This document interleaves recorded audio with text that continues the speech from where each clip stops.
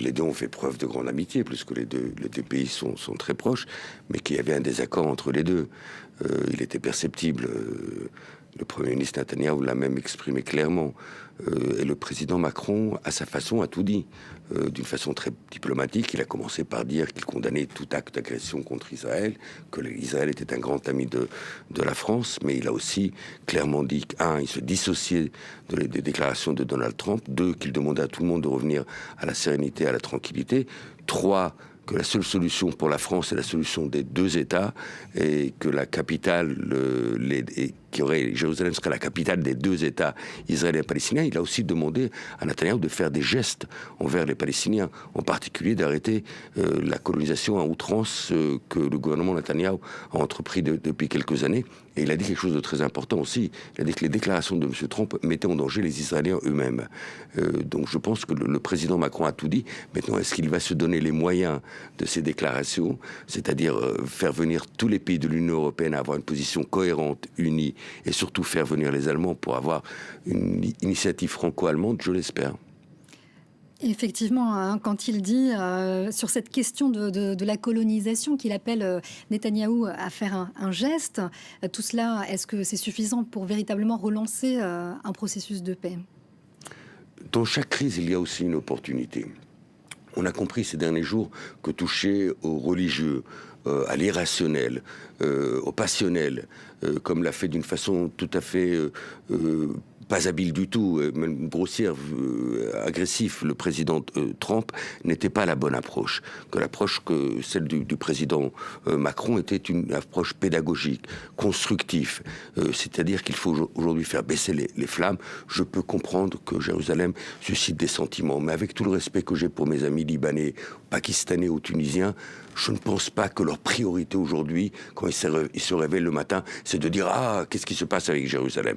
Et de plus, rien n'a changé entre la déclaration de Donald Trump et la réalité d'aujourd'hui à Jérusalem. Donc il faut aujourd'hui faire baisser les flammes, revenir à la sérénité, utiliser cette crise comme un levier d'opportunité. C'est-à-dire, pour la France, pour l'Allemagne, pour l'Union européenne, de prendre une initiative, d'expliquer à Israël ce que le président Macron l'a très bien fait aujourd'hui. Nous sommes des amis d'Israël, mais nous sommes aussi des amis de la paix. Et nous ne voulons pas que le conflit israélo-palestinien se crée une déflagration dans toute la région, avec des répercussions aussi en Europe. Il faut donc utiliser de pédagogie, il faut parler à l'opinion publique israélienne et lui expliquer la démarche européenne et française. Il faut faire baisser les plaines, il faut parler aux partenaires français. Le président Macron revient d'Arabie Saoudite, revient des pays du Golfe, revient d'Algérie. Ce sont des partenaires français. Ils doivent reconnaître l'État d'Israël, eux aussi, et il faut faire pousser les déclarations et la position de la France depuis toujours, qui est celle de la solution des deux États, avec une capitale pour les deux États, Est-Jérusalem pour les Palestiniens, Jérusalem-Ouest pour les Israéliens.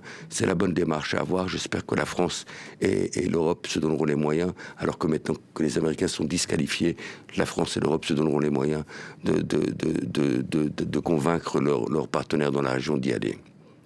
Alors, Emmanuel Macron a aussi parlé d'une grande densité, d'une relation singulière avec Israël. Alors, véritablement, aujourd'hui, on a l'impression qu'Israël est véritablement au cœur des relations, compte dans le jeu diplomatique. On a aussi vu un rapprochement avec certains pays arabes dernièrement, notamment l'Arabie saoudite.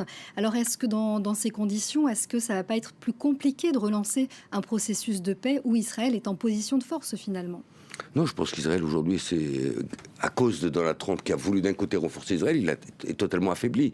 Comme vous le dites vous-même, il y a eu un rapprochement ces derniers mois, entre Israël et les pays du Golfe, entre Israël et l'Arabie Saoudite, parce qu'il y avait des intérêts communs qui leur permettaient de se rapprocher. Il y a eu toujours des bonnes relations, même tranquilles, même discrètes, avec la Tunisie, avec le Maroc. Il y a les visites du président Macron dans ces pays ces derniers jours. Ils peuvent aussi se rapprocher. Donc, ce qu'a fait Donald Trump, et le président Macron l'a dit, c'est de mettre en danger les Israéliens. Il ne leur a pas fait une faveur avec sa déclaration qui était un peu déplacée à mon avis et pas du tout diplomatique. Donc aujourd'hui Israël se trouve dans une position de faiblesse. Ceux qui se sont rapprochés d'elle s'en éloignent. Donc il faut aujourd'hui les encourager pour revenir à la raison, calmer le jeu avec tout le respect que j'ai pour Jérusalem qui suscite beaucoup de passion. Ce qui est important aujourd'hui, c'est d'éviter qu'il y ait une escalade de la violence et de ramener tout le monde à la raison et à la table de négociation.